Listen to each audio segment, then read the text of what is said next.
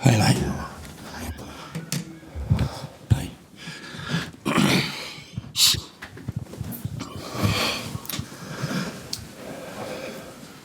Hi, Chris. First of all, what did you make of that game and that performance? Been sat in this position before. We have, yeah. And possibly going to say exactly the same things that I've said over, especially the last 8 weeks, really. Said before in my presser, there's certain things in the game from a game point of view, from a stats point of view. I think we're 14th, the bit in the middle. For the last 2 months, but obviously season lasts a little bit longer than that. But recently, for the last 2 months or so, been 14th. So that means that we've not taken chances and any opportunity that teams get to punish us and put us to bed, they've done that. And I've got to say, the first half an hour absolutely summed our season up. And then off the back of that, what happened, and I suppose there was a familiarity of what happened. Great chances, first 20 minutes, better side in my opinion. And by the way, you're looking at a team that's of Spurs' magnitude and the players that they've got and the quality they've got, the position that they're in and what they're playing for wasn't a dead rubber for them. First 20-25 minutes, should be 2 up, competed really well, created some fabulous chances, and then one mistake leads to 2, to 3, to 4, and then Kulusevski finds a fabulous finish. So what the Premier League's like in terms of the finish, you're not surprised. And from what we've yet again done, 1 mistake to 2 mistakes, Jayden should do better. My right centre half goes on a run where I'm scratching my head what he's thinking. We miss a tackle, and then we don't get tight enough to Kulusevski to stop or block the shot, and then 1-0. I would say rose-tinted glasses, maybe a little bit. Please give us a little bit of leeway on that. Against a run of play, we're 1-0 down, and then pin in the balloon. Really, you could see the life get sucked out of us, as if here we go again one of these days, and the group isn't strong enough from a mentality point of view to deal with disappointment, to deal with things that go against you, which they did. And I've got to say, as soon as, they found the finishes, Wes kept us in the game, got to say, up to half-time, getting to half-time, and, you hope for a better second half than the last 15 minutes of the first half, but it wasn't. I've got to say, it's pretty comfortable for Spurs, and obviously a comfortable afternoon for them. Is that the most frustrating thing for you, not just today, but this season, that so often, you've been talking about the same topics, the same failings, and lessons haven't been learnt? Yeah, you can try and change. You can try and change that. You can talk about it. You can look at it from a stats point of view. You look at it from a visual point of view, analysis point of view. But once you get out there, you've got to show that personality. And we've not got enough personality in the team, in my opinion, to really put a team to bed. And the goals change games and change atmospheres of a game. I've got to say, atmosphere for the game was, as I would have expected it to be, really positive for a team that's, it was a beautiful day in terms of when we woke up and the sun's shining, but hasn't been a beautiful season. So, the atmosphere of the ground yet again was first class, and we used that, and we started off on the front foot. But like I said, any sort of adversity issue, second goal goes in, fabulous finish.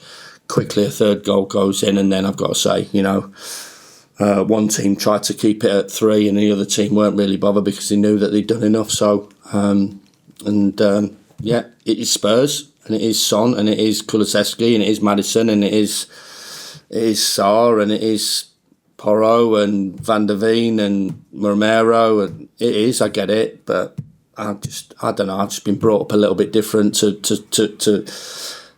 we are the underdog, but I never feel myself personally that we're going out there to inevitably lose a game of football, and that's something that we have to change from a physical point of view. We're miles off of it, and we have been all season. And yet again, you've seen boys go down, yet again, we're having to make physical substitutions. We're restricted in terms of certain players can only do certain minutes. And, technically not taking big moments, as we talked about.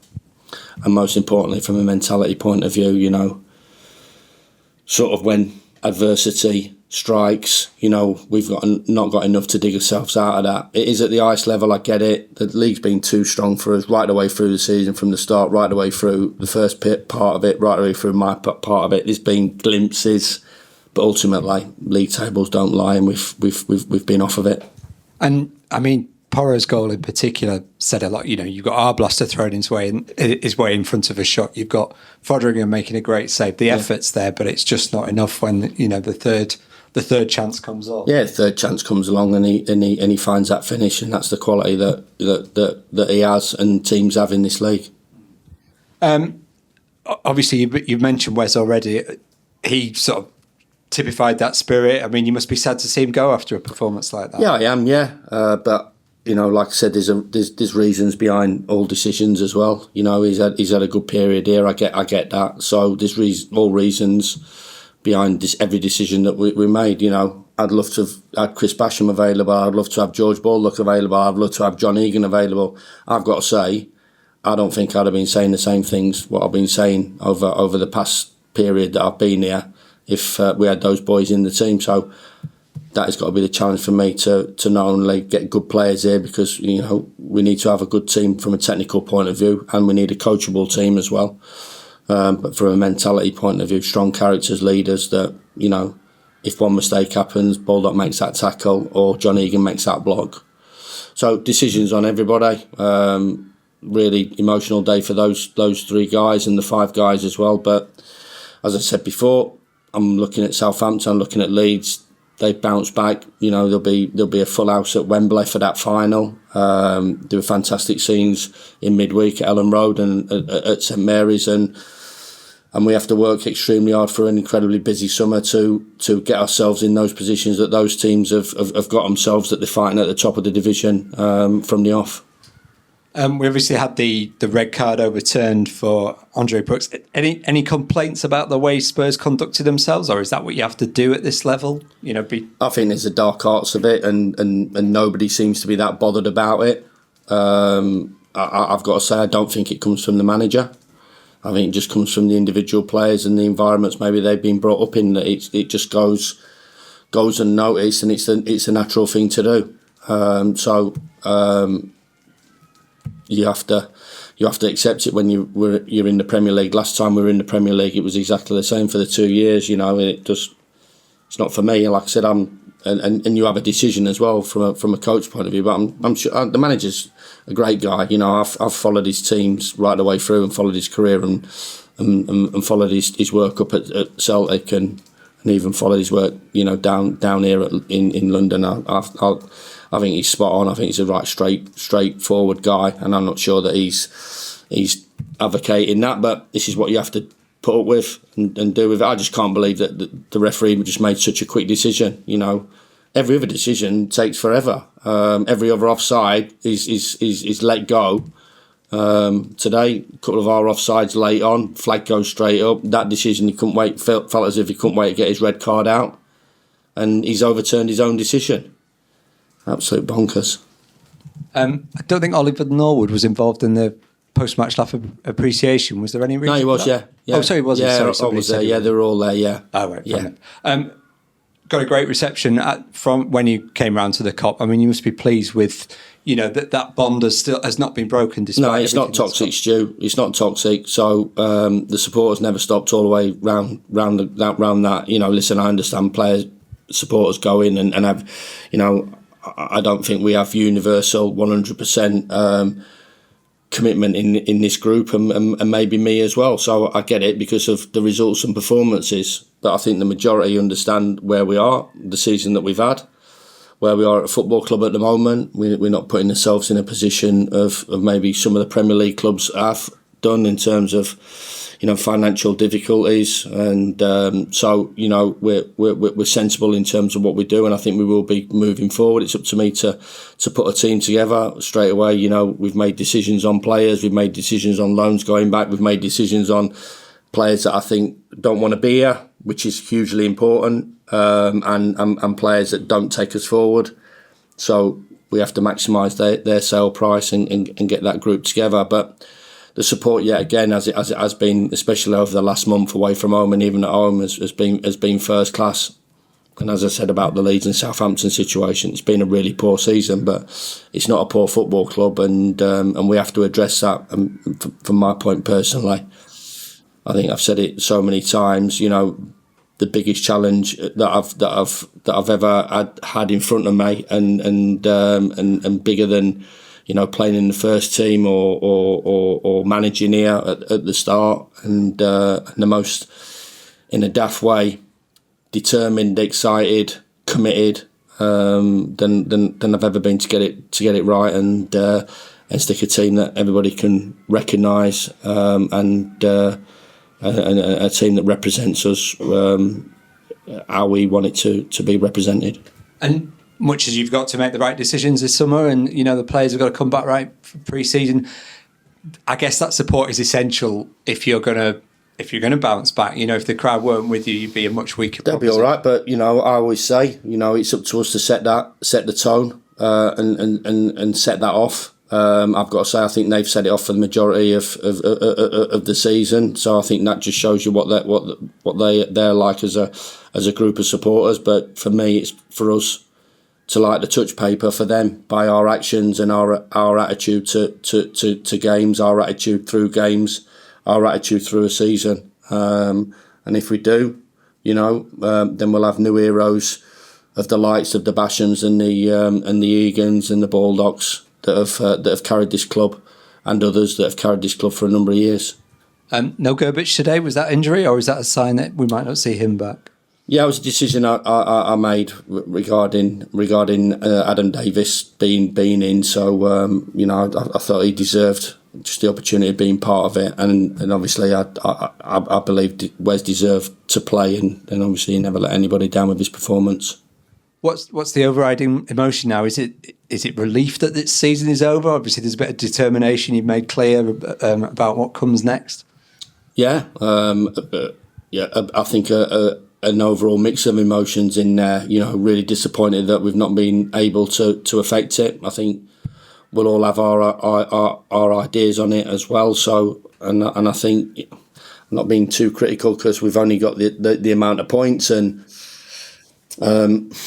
we have to own that and accept that. But I do think there's quite easily people just make assumptions straight away and not really look at how the season's gone from maybe the first day back at pre-season. So there's been difficulties right the way through the start of the season, from pre-season onwards. I think obviously you know that, and they've been well documented. I think the club have been put in a difficult position, so we have to reflect and make sure that we learn as well from this season as well.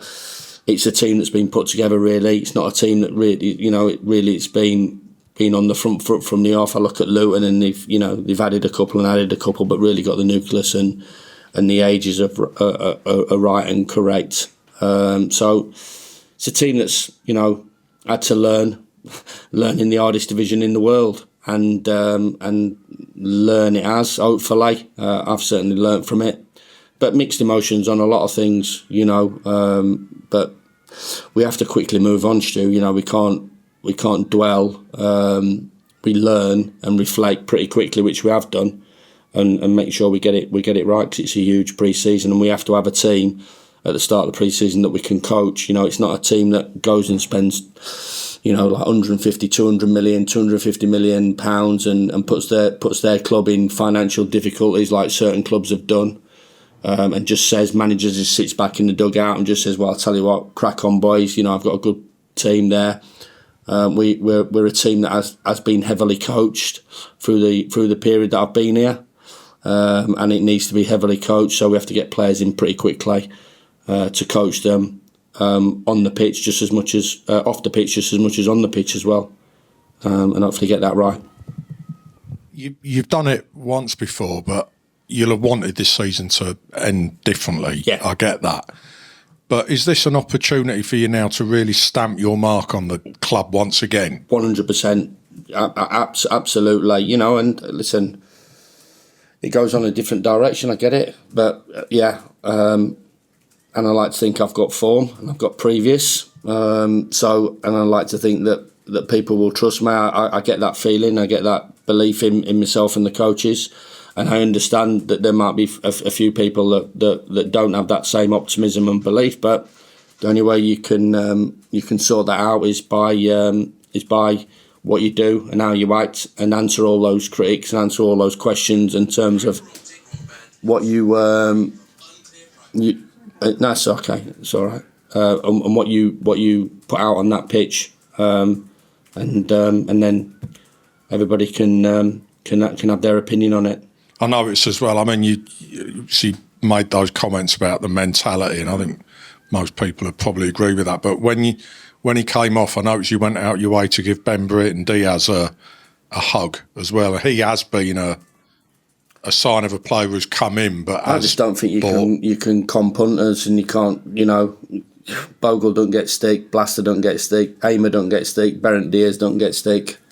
You know, so for me, that there it is. They've been at it, you know, and we needed more, and we haven't had enough. We haven't had enough of those. And if we'd have had a few more, then might have made it interesting. If we'd had a few more, then we might have made it interesting too. So a lot of hard work to go into it. You know, as I said, physically miles off of it. Injuries have smashed us all season. You know, there'll be announcement next week in terms of that department as well. In terms of, you know, somebody coming in to oversee everything as well to make that better. Recruitment, obviously, we've talked about. So there's a lot of moving parts to make us better and ready for a really challenging, tough season, but one that we should really look forward to.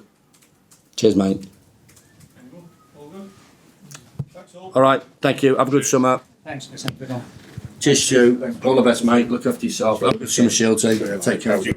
See you later. Drop. See you. See you. Bye. See you later. See you guys.